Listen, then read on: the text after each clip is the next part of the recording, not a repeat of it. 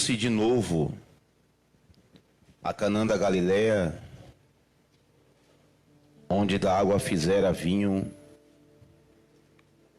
Ora, havia um oficial do rei, cujo filho estava doente em Cafarnaum. Tendo ouvido dizer que Jesus viera da Judeia para a Galileia, foi ter com ele e lhe rogou que descesse para curar seu filho que estava à morte.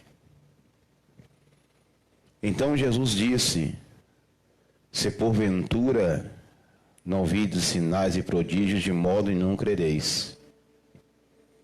Rogou-lhe o oficial: Senhor, desce antes que meu filho morra. Vai, disse-lhe Jesus, teu filho vive. O homem creu na palavra de Jesus e partiu. Já ele descia quando seus servos lhe vieram ao encontro, anunciando-lhe que seu filho vivia. Então indagou deles a que hora seu filho se sentia melhor. Informaram: ontem, à hora 7ª, a febre o deixou. Com isto, reconheceu o pai ser aquela precisamente a hora em que Jesus dissera: teu filho vive. E creu ele e toda a sua casa. Foi este o segundo sinal que fez Jesus depois de ir da Judeia para a Galileia. Pai, em nome de Jesus, aí está mais uma vez a tua palavra. E mais uma vez eu rogo ao Senhor a tua misericórdia sobre as nossas vidas nesta noite. Daqui a pouco, ó Deus, nós vamos orar. Mas se a tua palavra não se abrir e se revelar para nós, a nossa oração será vã. Mas se nós nessa noite compreendermos a tua palavra, e ela é Espírito, nós vamos orar sobre aquilo que tivemos compreensão, ó Deus. E eu tenho certeza que o milagre acontecerá. Porque toda oração, ó Deus, tem que ser feita sobre a tua palavra. E eu te peço, nos revela nesta noite a tua vontade, nos revela nessa noite a tua palavra. Enfim, Deus, fala conosco. É o que nós mais uma vez te pedimos, em nome do Senhor Jesus. Glória a Deus. Deixa eu baixar aqui um pouquinho.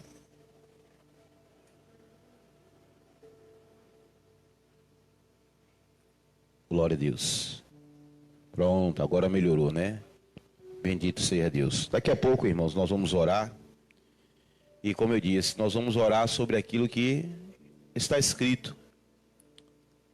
Aliás, toda oração só pode ser respondida se Deus houver falado ou prometido. Nada daquilo que não estiver escrito nós podemos reivindicar da parte de Deus ou podemos pedir. Ele é fiel para cumprir aquilo que ele prometeu.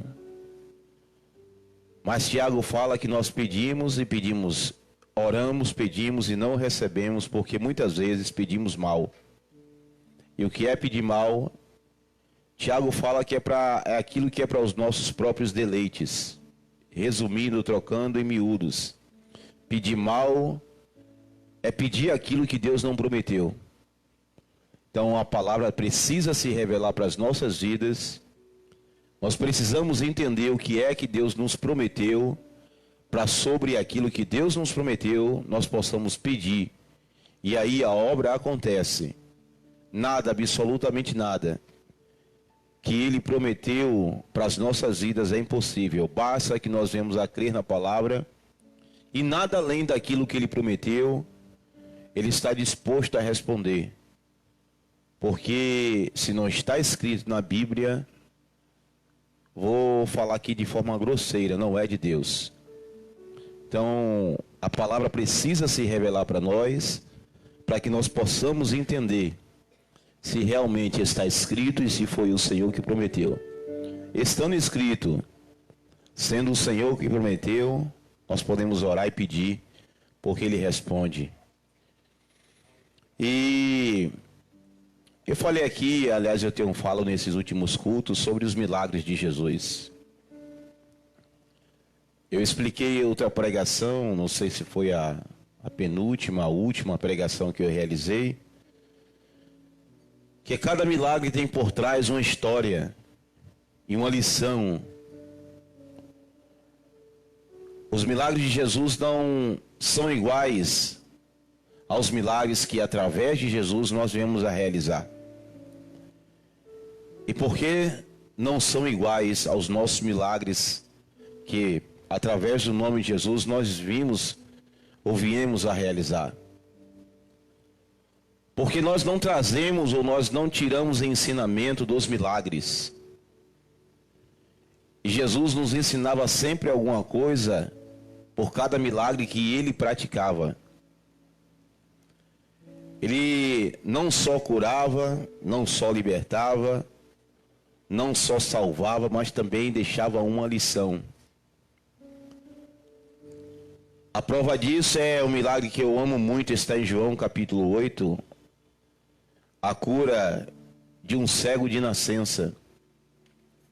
A grande questão ali dos discípulos, e isso já vinha há muito tempo, porque era uma tradição em Israel.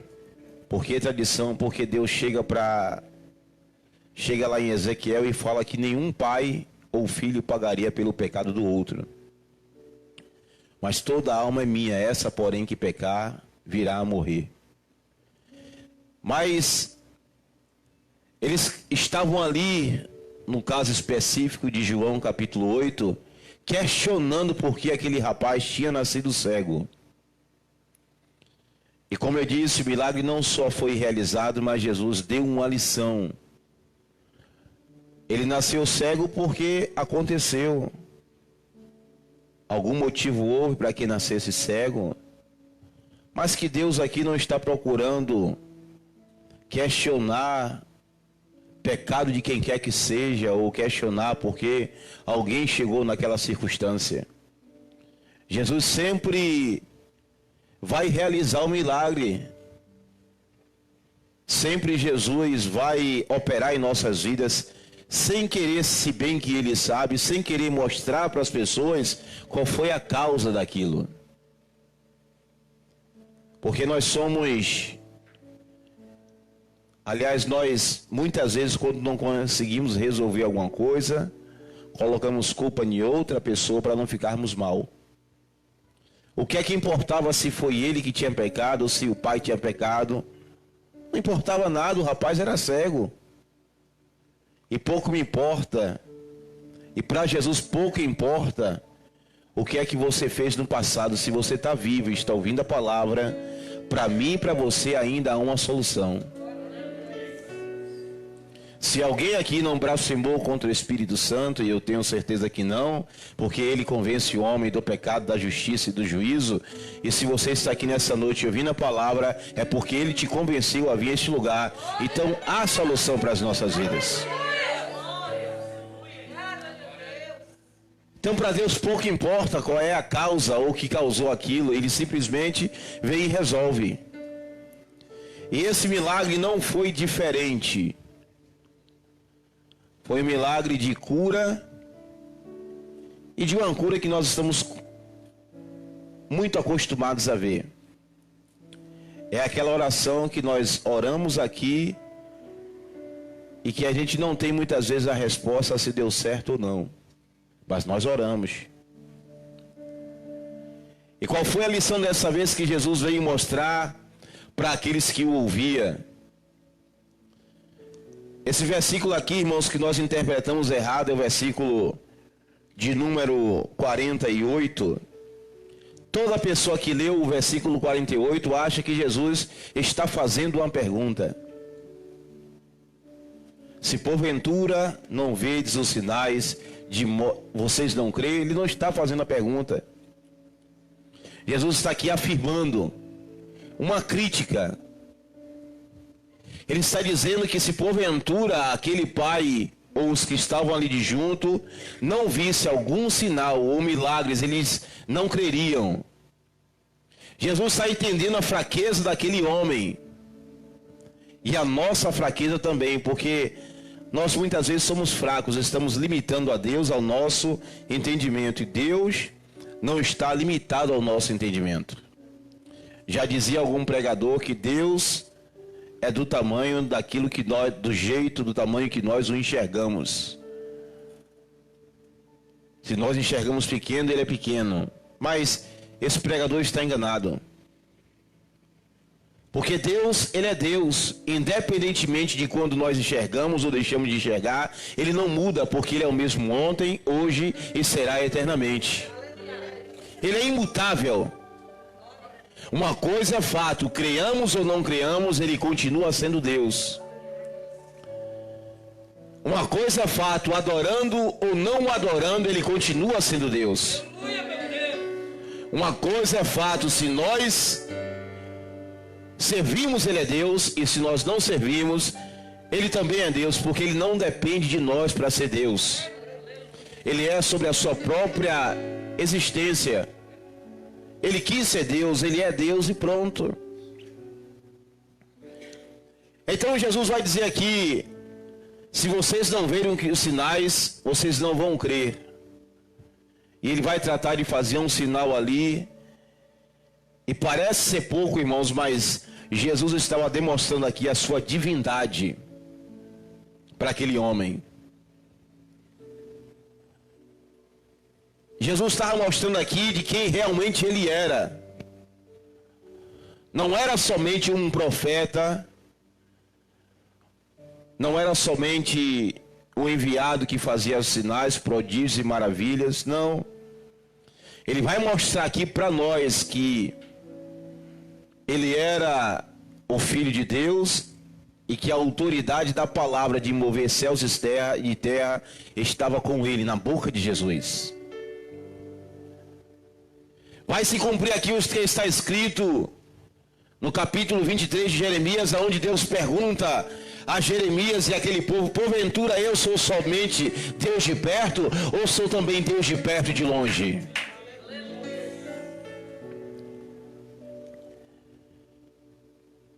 E preste atenção, porque Cafarnaum e Canaã da Galileia tinham uma distância mais ou menos de 31 quilômetros. Algo que nós possamos aí percorrer em algumas horas. Mas para quem está doente, essa distância é muito grande. Porque quem precisa de um milagre, irmãos, tem pressa. Quem precisa de uma cura tem urgência. Por isso aquele pai desesperado chega para Jesus e fala: Senhor, desce depressa, porque senão meu filho vai morrer. Se o Senhor não for, ele está em casa, e a enfermidade daquele jovem era uma febre, diz a palavra. E tinha gente cuidando dele. Mas ele queria que Jesus impusesse as mãos sobre o filho e o curasse. Ele precisava do toque do Senhor Jesus, pelo menos o pai, para que o filho fosse curado. Mas diz a palavra que Jesus não vai, porque talvez há coisas, irmãos, que não dá tempo da pessoa humana chegar num local. Por isso Jesus, ao fazer aquela crítica, diz: vai, porque o teu filho vive. E é assim, irmãos, no momento em que nós estamos em uma crise espiritual, nós ficamos naquele meio pé: cremos ou não cremos? Vai dar certo ou não vai dar certo? Será que vai acontecer ou será que não vai acontecer? Porque aquele rapaz, ele foi, mas lá na frente ele encontra aqueles que estavam vindo da casa dele. Ele pede agora a prova para saber se foi Jesus mesmo que operou o milagre ou se foi uma coincidência. Porque ele pergunta: que horas foi que aconteceu esse negócio de meu filho ficar bom? E o servo diz: foi ontem, mais ou menos a 1h da tarde. Aí ele entendeu que foi a palavra de Jesus que tinha curado e não havia uma coincidência. Como eu disse, na hora que é conosco, na hora que o negócio aperta, nós ficamos entre o mesmo termo. É o chamado em cima do muro. Se Deus realmente vai fazer ou se Deus realmente não vai fazer. Se nós realmente vamos receber o milagre ou se nós não vamos receber o milagre. Mas o problema aqui não somos nós, o problema aqui foi que Jesus deu uma palavra, e a palavra de Jesus garantia o milagre daquele jovem. E a lição que Jesus nos ensina também através dessa passagem é: independente da tua fé, de como é que você esteja, da forma que você esteja aqui nessa noite, se Deus disser uma palavra, você pode até não crer, mas vai acontecer.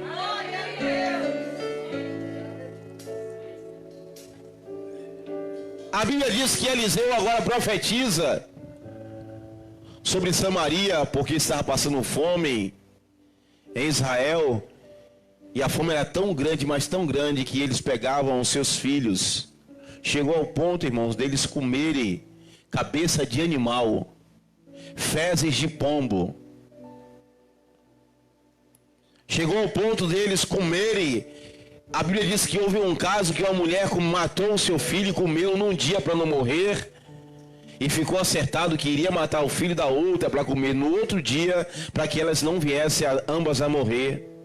Mas uma descumpriu a palavra. Causa essa que Israel estava numa decadência espiritual terrível. Mas o profeta dá uma palavra dizendo: amanhã, a esta hora, haverá abundância sobre Samaria, sobre Israel, a capital, Samaria, a capital de Israel. E a Bíblia diz que o rei se encostava num capitão, que o rei procurava a opinião do capitão. E o capitão olha e diz assim: ainda que se abra a janela nos céus, portas, janelas no céu, de modo nenhum vai acontecer isso. E o profeta diz: vai acontecer, porém você não vai comer. Vai acontecer e você não vai comer. Escute, porque a palavra do homem não invalida a palavra de Deus. Se o médico diz alguma coisa, é porque ele já chegou até o ponto que ele pode fazer. Mas se Deus der a palavra por cima do médico, aí a palavra do médico vai por terra. Alguém pode dar sentença que tenha dado. Se a palavra foi da pessoa, pode cair por terra. Se a palavra de Deus vier por cima, ou seja, Deus cumpre aqui dizendo que Ele é de perto e é de longe. E diz mais ainda, Ele vai cumprir aqui dizendo que Ele é o autor dos céus e da terra. E Ele falou, está falado.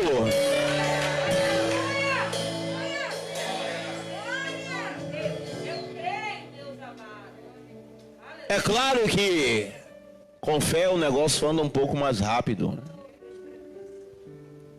Sem fé funciona para ele, mas com fé o negócio funciona um pouco mais rápido.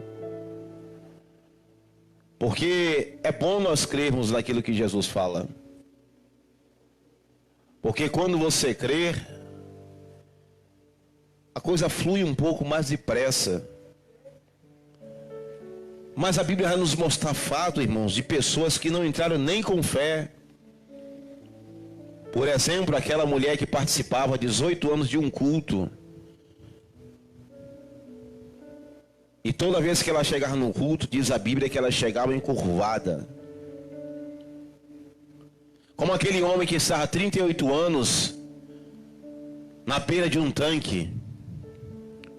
Como aquele homem que estava com a mão ressequida todos os sábados na sinagoga. E Jesus não perguntou a ela, ou perguntou a ele, se eles tinham fé para operar um milagre. Simplesmente Jesus entrou, disse e aconteceu. Já há outros casos, Jesus precisou que alguém tivesse fé. Ou pelo menos provocar a fé de algumas pessoas. Mas o importante é que ele opera. Mas nesse caso aqui específico, Jesus disse, vai. Porque o teu filho vai ser curado, o teu filho já está curado, o seu filho vive. E como eu disse, ele desce duvidando, mas ele foi. Ele desce mesmo sem crer muito, mas mesmo assim desceu. E nesses 31 quilômetros, irmãos, que era a distância, É a hora que você passa na sua cabeça, eu não sei você, mas eu já passei na espera de milagre por momentos em que eu ficava perguntando a Deus, e até fico, que eu não sou de ferro, perguntando a Deus, Senhor, é isso mesmo? Nesse momento é o momento da caminhada em que o diabo coloca dúvida em nossos corações. É o momento que ele começa a falar, você ouviu a palavra hoje na igreja, mas não foi para você não. Ah, você viu a pregação, mas ali foi para a irmã que estava do seu lado. Só quando é coisa ruim, quando é coisa boa, aí é para a gente. Você ouviu a palavra lá, mas não é bem assim. O diabo, no meio da caminhada, com certeza começou a soprar no ouvido daquele homem e a tentar colocar dúvida mais ainda no seu coração.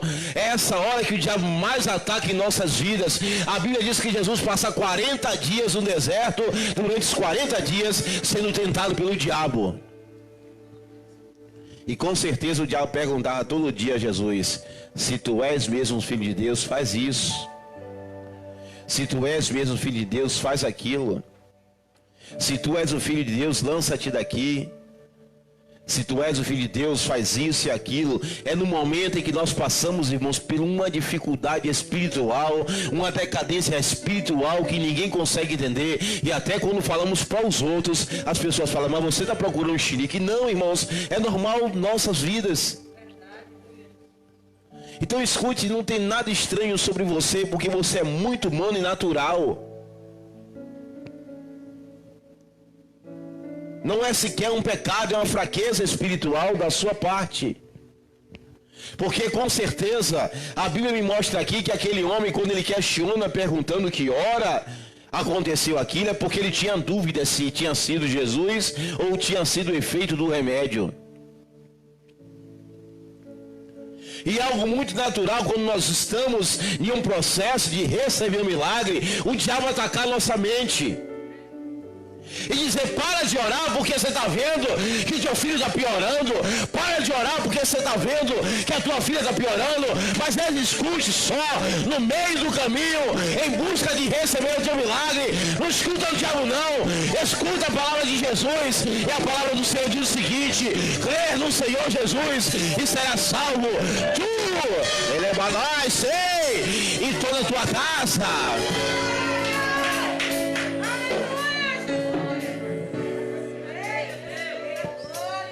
É difícil, irmãos. Eu vou ser bem claro aqui, porque nós muitas vezes queremos nos endeusar. Escute, se você apertar aqui, dói. Se você se enfiar alguma coisa aqui, sangra. E eu sei que eu faço isso com você também, vai acontecer a mesma coisa, porque nós não somos super-homens. Dúvida, irmãos, é algo que sempre permeia nossas vidas.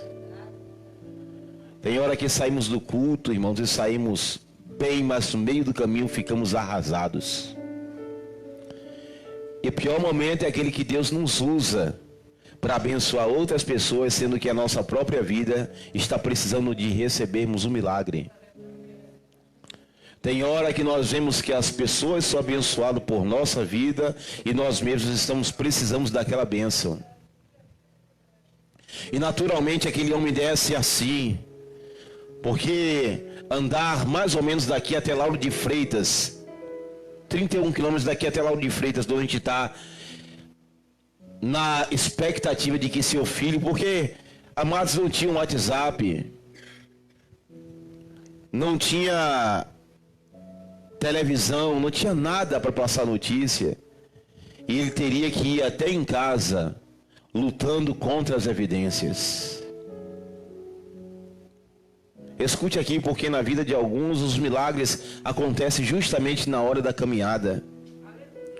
10 leprosos chegam para Jesus e gritam de longe, mestre. E Jesus olha para os 10 e diz, apresente-se aos sacerdotes. Isso é maneira de operar milagre? Eu estou doente. Isso é maneira de operar milagre? Um profeta falar, vai e lava-te no Rio Jordão? Será que ele não podia sair, colocar a mão na minha cabeça e orar ao Deus dele, eu seria sarado dessa lepra? Mas é justamente nesta hora que Deus não quer só fazer um milagre, mas Ele quer que nós venhamos a ter experiência com Ele, porque pode acontecer uma vez, 2 vezes, 3 vezes, mas se o diabo não colocar dúvida no seu coração, você vai ganhar sempre.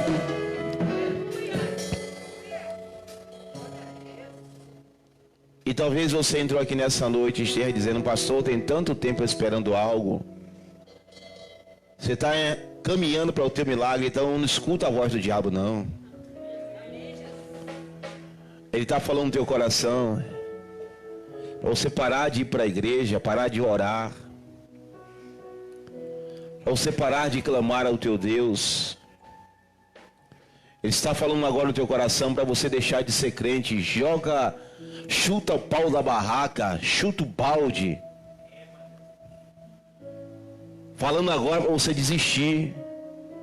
Porque tanto tempo você está clamando, você já falou com Jesus, você já apresentou oração, você já fez campanha, você já subiu ao monte, você já fez, aleluia, propósito e nada.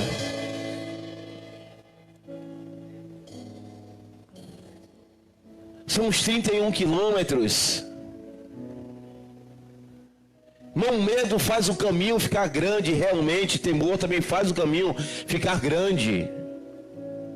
Não sei se vocês tiveram uma experiência de andar um caminho a primeira vez e achar longe demais, quando você andar a segunda vez e falar assim, não é tão longe assim. Pensando bem, não é tão longe assim.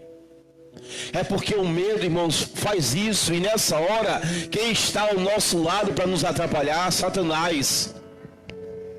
Naturalmente ele desce junto com aquele pai do lado, dizendo: não vai dar certo. Hoje o teu filho morre. Não vai dar certo, ele não vai ser curado.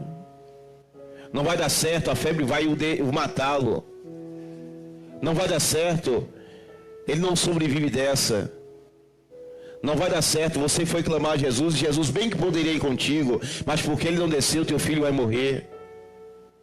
Com certeza naquela hora estava um pai em um dilema: creio naquilo que Jesus me falou ou escuto a voz de Satanás?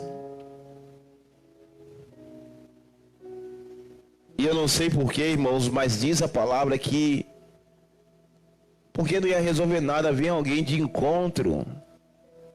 Primeiro milagre aconteceu. Depois vem alguém de encontro ao pai para dar notícia que o filho estava bem. E eu fiquei fascinado com esse versículo, porque o pai poderia chegar lá, mas o filho veio ao seu encontro para sustentar a fé daquele homem, porque talvez ele estava perto de desistir. Estava perto de falar uma loucura, ou de fazer uma loucura, estava perto de fazer uma besteira, mas Jesus diz: olha, eu vou enviar amigos ao teu encontro para te dizer, está tudo bem, Deus continua sendo o mesmo, e eu sou esse teu amigo nessa noite. Você está na caminhada, mas eu quero te dizer, fica tranquilo, está tudo bem. Fica tranquilo. Jesus já deu a palavra, então fica sossegado, a tua família vai ser salva, sim, porque a Bíblia diz que seria salva. Eu sou amigo que veio te trazer essa noite a notícia. Se Jesus disse que ia te curar, vai te curar sim, então creia. Aleluias. Então continue adorando. Você vai caminhar para a tua casa, mas para de escutar a voz do diabo dizendo que não vai dar certo, porque vai dar certo sim, porque Deus não volta atrás daquilo que Ele prometeu. Aliás, não há nenhuma promessa escrita na Bíblia que caiu por terra, Ele cumpre. Sabe por quê? Porque Ele é o mesmo ontem, hoje e será para sempre. Ele não falha. Ele é imutável. Ele é imutável. Ainda que nós sejamos infiéis, Ele é fiel para com a sua palavra. Porque o milagre de Deus, por incrível que as pessoas falem, não depende de coisa nenhuma de nós. Se Ele falou, irmãos, está falado. Se Ele disse, está dito.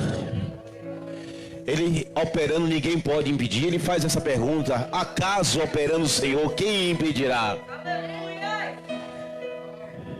Quando Ele coloca as mãos, acabou. Quando Ele faz, não há quem possa tirar. E Ele disse àquele homem: vai para a tua casa, porque o teu filho vive. E quando ele desce e recebe a notícia, a Bíblia diz que não só ele foi salvo. Versículo de número 53. Com isso reconheceu o pai ser aquela precisamente a hora em que Jesus lhe disse: teu filho vive. E creu ele e toda a tua casa. Tá vendo você que cura e salvação anda junto?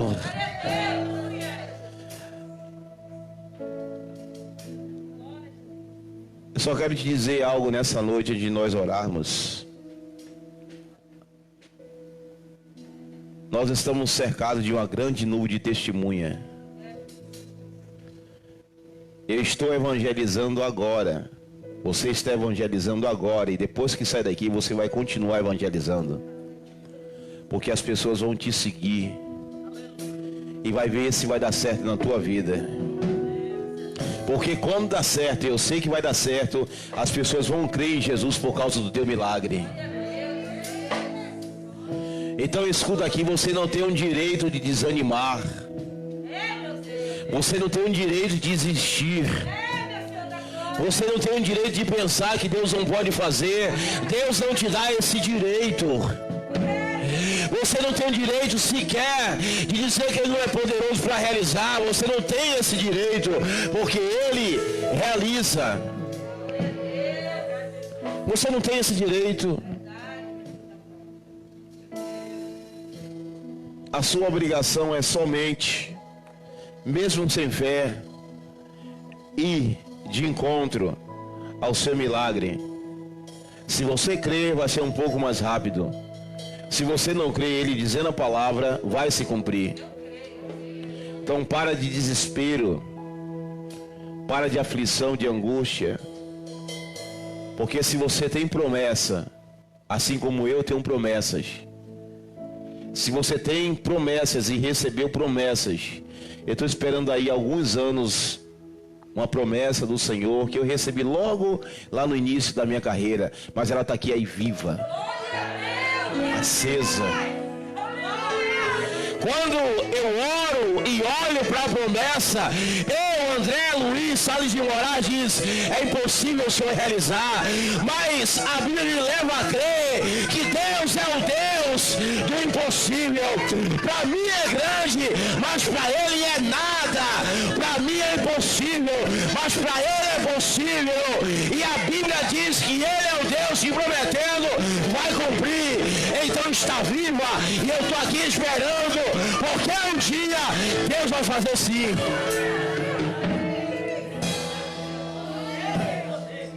Aleluias! Abraão leva cerca de 25 anos, irmãos, esperando uma promessa. Você está esperando quanto tempo? 25, amados. E escute, a proporção que vai passando o tempo, as coisas vão dificultando.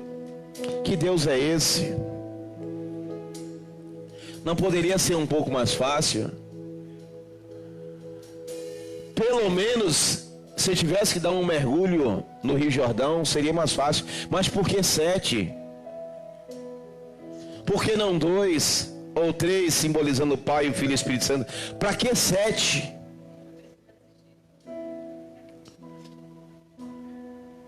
Não poderia o profeta colocar a mão na cabeça? Mas para que 7? Porque no primeiro mergulho vai a fé, mas no terceiro em diante já começam as dúvidas. Será? No quarto mergulho, não vai dar certo. No quinto, eu sabia que comigo não ia dar certo. No sexto a gente fala, eu falei que não ia dar certo. Eu vou desistir. Se aquele rapaz não estivesse lá para falar, meu Senhor, agora não, só falta um. Aquele rapaz não estivesse lá para dizer, meu Senhor, dá mais um mergulho. O que é que custa se não tiver alguém para te falar? Olha, não desiste não, tenta um pouco mais. O que é que custa?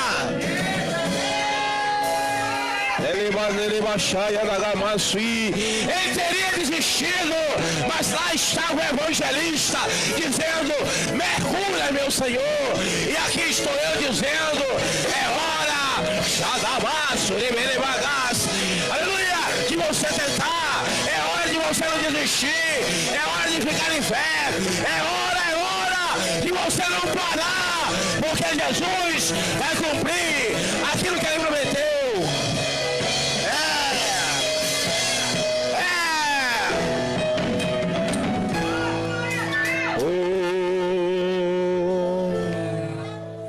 Esconda-me em ti, esconda-me em ti, nas asas do seu amor. Deus abençoe os amados da internet. Que o Senhor nessa noite abençoe vocês em sua casa e guarde em nome de Jesus. Aleluia.